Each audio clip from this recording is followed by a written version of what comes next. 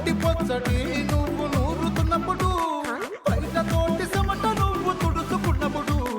దండాన నీ సొక్కారేస్తున్నప్పుడు నీ ఒంటి వాసన తెగ గుర్తొచ్చినప్పుడు రెండు చేతులెత్తి చుట్టూ ముడిసినప్పుడు జండు కత్తుకొని పడుకున్నప్పుడు అలసిపోయి నువ్వు ఆవలించినప్పుడు వచ్చుండే ఫీలింగ్స్ వచ్చి వచ్చి తప్పేస్తూ